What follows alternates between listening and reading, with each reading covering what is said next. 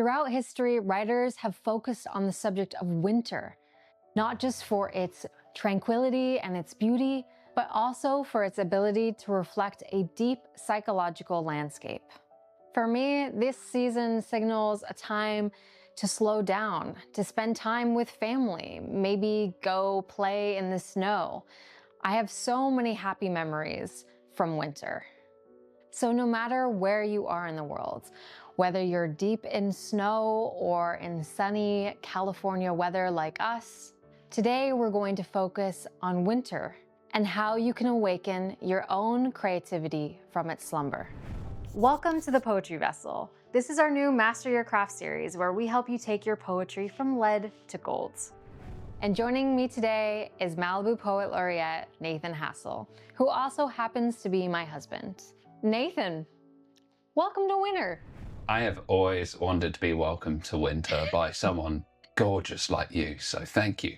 Oh yeah, no worries. Should I welcome you to every season of life? Yeah, I want you on the first day of that season to just welcome me. That's kind of Bring just coffee. what marriage is welcoming you to each season of life, right? That's all it is. That's marriage in a nutshell. That's all you need to know. I read somewhere it was like marriage is just two couples arguing what to watch on Netflix and then one of them dies. I like that it's been modernized with Netflix as well. Yeah, that's good. Yeah. Anyway, winter. So winter signifies a lot to different people. The days are shorter, we're indoors more. We have things like the holidays. Like right now, Nathan and I have our Christmas tree up here in the living room. Stockings are hung. But winter can also feel like a time where there's a need to recharge and reset, especially before the new year. Hibernate, go inwards. So, a lot of our viewers right now might be in that same winter mode inside and looking for sources of inspiration. So, how can maybe the viewers at home use winter as a creative prompt? Yeah, I think as you were saying before, winter is very much like a retreat and there's an inwardness to it. We sit in our homes more, it's cold outside. One thing you can do is quite simply look outside your window. Look outside into your garden, into your street, at snow, at sun, at plants. Find something that takes your attention, but really look outside. Maybe wait 5 minutes, almost like a meditation, and just start noting down things that you see. So it's very easy to take our outside environment, even as we're looking at it from inside, for granted and neglect the fact that it is also constantly changing and that within the season it's changing. So look outside the window and start making notes on things that take your attention. You'll probably notice something you might never have noticed before by doing so. I like that advice, and I like it's simple, but I think everyone can start to notice more and more things in their surroundings. I suppose if you were feeling like you were in some sort of like creative hibernation, is what do you do to get yourself out of that? How to awaken myself Yeah. into the creative mode that I need.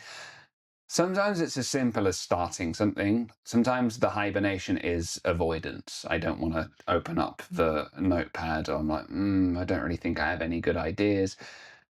Some of that's writing through that. So it is as simple as getting the medium. Maybe you want to paint, but like getting the notepad, opening it, and just starting to write something.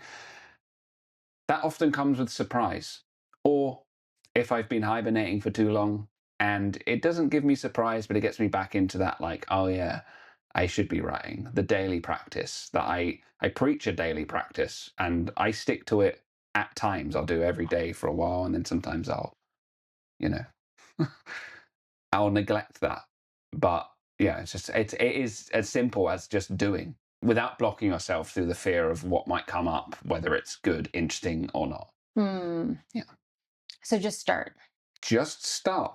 Simple as that. And if you're really struggling, another thing you do, find poems to read, look or go outside if it's, good to go outside. Maybe there's a snowstorm, and find ways to feel inspired. I read somewhere once that if you go outside with the intention of feeling awestruck, you're more likely to induce awe. And if you induce awe, you're more likely going to want to celebrate it through art. I love that. And I think that's a good philosophy to bring into all of our daily lives. I mean, it makes me think you grew up in England. English winters are notorious for being gray and cold and rainy. Winter can be really brutal for a lot of people. Did that winter landscape ever make it into your poetry? Oh, absolutely. So, where I grew up in England in the south, winters aren't fun winters usually. It's raining. It's if there is snow, it doesn't settle usually, and it will slush itself away. It's not like being in the mountains and yay skiing and snowmen and whatever. So yeah, the English landscape absolutely finds its way into the poems I write. Sometimes they're from memory. Sometimes I'm writing them when I'm there, but they're, you know, boggy marsh, torrential downpour, cold winds, and it's less. It's a less romanticized winter, I would say, unless you take yourself to a village pub, for example, where they might have a fireplace in there. You'll hear the crackling. You can sit. You can have a, for me, non-alcoholic beer. And I've never sat in a pub and written, but now I'm saying it. You Yeah, should. I'm inducing this feeling of like, next time in England, I'm going to go write a poem in a pub. Yeah, do that. I'll join you and I'll have a glass of wine while you do. Yeah, I'll awaken my slumber, and you'll try and talk to me, and I'll be like, "I'm sorry, I'm writing brilliance is the happening." work. Do not disturb me, my brilliance.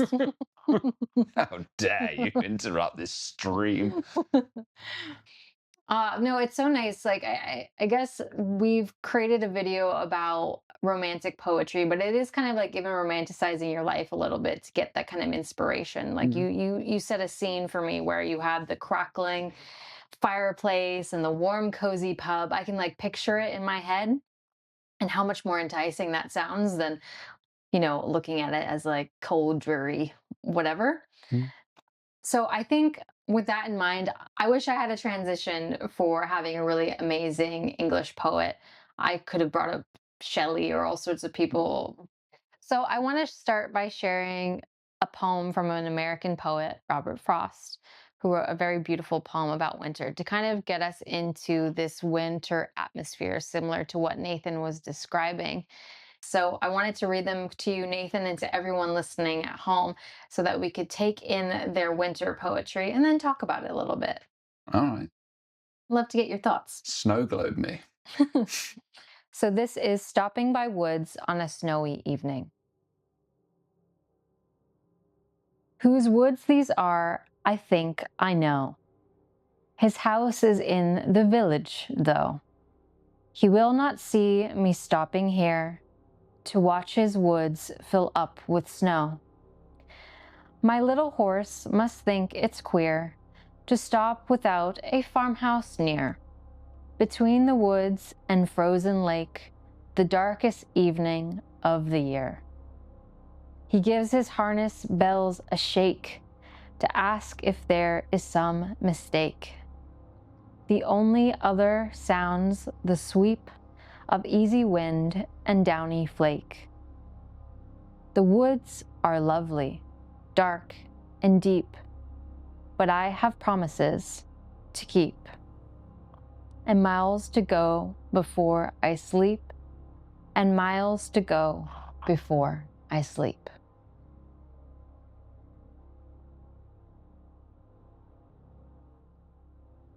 I've always liked the ending of this poem that Frost builds. His surname's Frost as well. You've got it all going for you for this, but builds like a very simply atmospheric place with like the horse and the bells and the snow and the woods. Like I'm there, and I think the poem would stay too much in description until the end. And miles to go before I sleep, and miles to go before I sleep. Although that's a repetition, the repetition changes because miles to go before I sleep, for me at first feels like a literal thing. I have miles to go and I need to go to sleep. And then it brings in the wintry frost bone chill of death and miles to go before I sleep. It's like the realization happens in the repetition of itself for me. Mm. Yeah, and I think I love how you brought in the winter solstice in this poem with, the darkest evening of the year, like I mentioned in the beginning. And it does feel like, even though it can be such a dark time, there's so much creativity also that can be infused into winter and this changing of the seasons. Maybe something in the darkness, in the solitude of winter, in this reset. I mean, so many people are probably looking at the year ahead and thinking about, maybe even what kind of writing resolutions that they can come up with for next year. So, do you have any writing resolutions?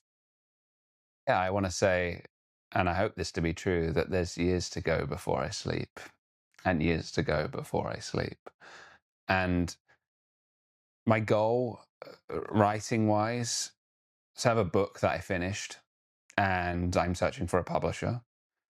And you'll know this, recently I went through about 7 notepads and found about 100 poems in each, and I put post-it notes where they are in each notepad, knowing that I need to type them all up.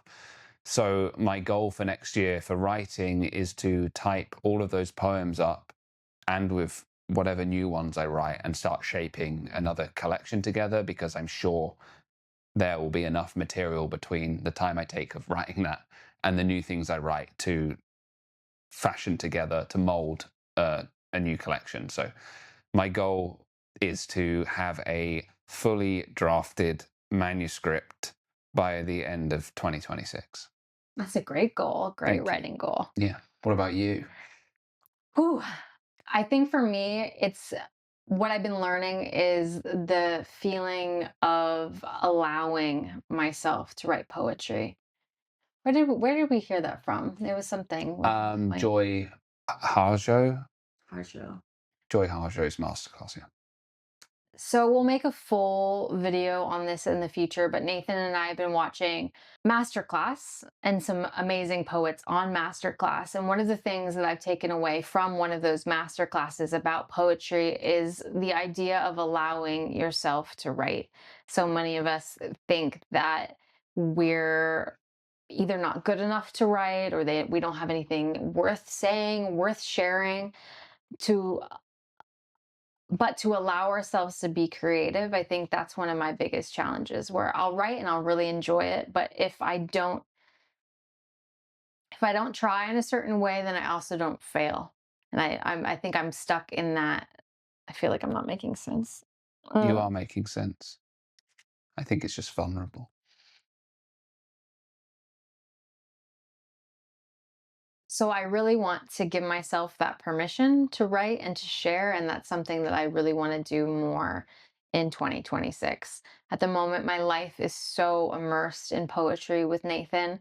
We're listening to it, hearing it, reading it constantly, but I would also like to add my words to the pot a little bit more and be able to feel more confident sharing. So hopefully, if there's anyone else out there who's on a similar journey as me, please let me know in the comments. Maybe I won't feel so alone in this process. But if you've been either quietly writing and not sharing, I'd like to know. Maybe we can think of ways that we can help encourage each other together. Yeah. And I just want to say that I really am excited and hopeful to see you express yourself in that way. And I've worked and been alongside many people that feel in that earlier stage of their like poetry writing process, and I'm always here to encourage that. I always have the like, we all have a poet inside us and we can cultivate it how we like. And the evidence of having a poet in you is listen to a poem.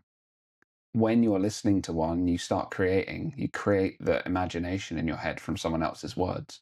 When you go to sleep, you dream. And when you sit and write, like there's something valuable in you to say. And the craft comes through practice and through reading and through all the rest. But there's something in you waiting. It's like a dormant volcano.